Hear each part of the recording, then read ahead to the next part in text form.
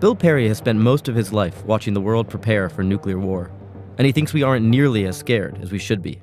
I think the professionals in the field have a pretty good understanding of the impact of the use of nuclear weapons, but the general public certainly does not, and many of our leaders do not. Perry's 89 years old. He lectures at Stanford, launched an online seminar last year, and travels the world 2 or 3 months a year to talk about how close we've come to catastrophe and how close we still are. The truth is, the chance of a nuclear war is not what it once was. In the late 80s, there were 70,000 nukes around the world.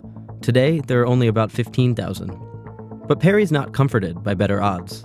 We have the possibility of a regional nuclear war between Pakistan and India, for example.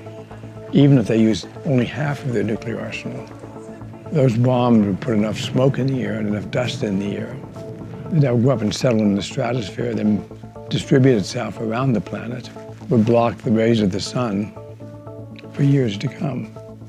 There could be millions of people who die from that alone. That's a horrific vision. Does it keep you up at night? The one that really keeps me up at night is the one which is not as probable, and that is that somehow Russia and the United States blunder into a nuclear war. An all-out general nuclear war between the United States and Russia would mean no less than the end of civilization.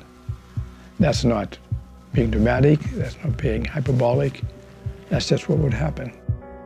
Today, Russia and the US have 90% of the world's remaining nukes, many of them old and prone to error and false alarm. And they're in the hands of leaders who Perry sees as having cavalier attitudes about their potential. Are there things you see with President Trump that concern you? Yes. I think, unlike President Obama, he doesn't have a clear understanding of what the nuclear issues are and what the nuclear dangers are. Secondly, I think he's demonstrated an impulsive temperament. The first of them is solvable. We can learn more if he cares to do it. The temperament issue, I'm afraid, is just there. And that's why, at the age of almost 90, you're here in Mexico City and not on a golf course. Exactly right.